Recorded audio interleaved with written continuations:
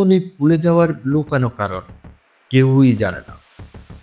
আপনি কি জানেন মেয়েদের জনি ভুলে যাওয়া বা হাঁটতে কষ্ট হওয়া 90% মানুষ জানে না কেন হতে পারে? আজকের ভিডিওতে আমরা সেই লুকানো কারণগুলো এবং কি করলে নিরাপদে সমাধান পাওয়া যায় তা জানাবো। শেষ পর্যন্ত দেখুন, কারণ অনেকে এটি ভুলভাবে ঠিক করার চেষ্টা করে নিজের ক্ষতি করছে। আজ আমরা এমন একটি গুরুত্বপূর্ণ স্বাস্থ্য নিয়ে কথা বলবো যা মেয়েরা প্রায়শই লজ্জার কারণে কাউকে বলে না। কিছু মানুষ ইতিমধ্যে ডাক্তার দেখিয়েছে, কিন্তু ঔষধ বা মিক্স খাওয়ার পরেও সমস্যা আরও বেড়ে গেছে। এই ভিডিওতে আমরা জানবো কেন এটা হয় এবং নিরাপদভাবে কি করতে হবে। ধরে নিন আপনার ডাক্তার একটি গাইনি মিক্স দিয়েছে সাদা স্রাবের জন্য, কিন্তু এরপর জনিপথ খুলে গেছে, হাঁটতে কষ্ট হচ্ছে।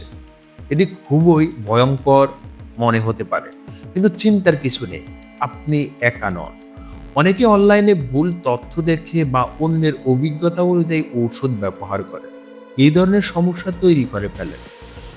মূল সমস্যা হলো কিছু মিক্স বা ঔষধ শরীরের প্রতিক্রিয়ার কারণে ফোলা বা ব্যথা সৃষ্টি করতে পারে। এখন আসি লুকানো কারণ ও মেডিকেলের ব্যাখ্যা।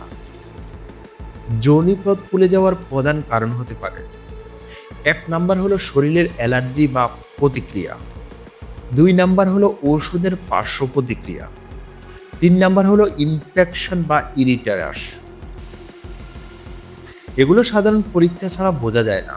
এই কারণে অনলাইন তথ্য দেখে নিজে চিকিৎসা নেওয়া অনেক ঝুঁকিপূর্ণ। গুরুত্বপূর্ণ হলো এই ধরনের সমস্যার জন্য শুধুমাত্র যোগ্য গাইনোলজিস্ট পরীক্ষা করে ঔষধ বা চিকিৎসা নির্ধারণ করবেন। আপনি নিজে থেকে ঔষধ বন্ধ বা শুরু করবেন না।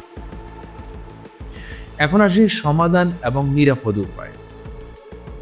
যদি আপনার এমন সমস্যা হয়, অবিলম্বে সেই ডাক্তারকে পুনরায় দেখান, যেটা প্রতিক্রিয়া বা ভুলে যাওয়া বিষয়ে বিস্তারিত জানান।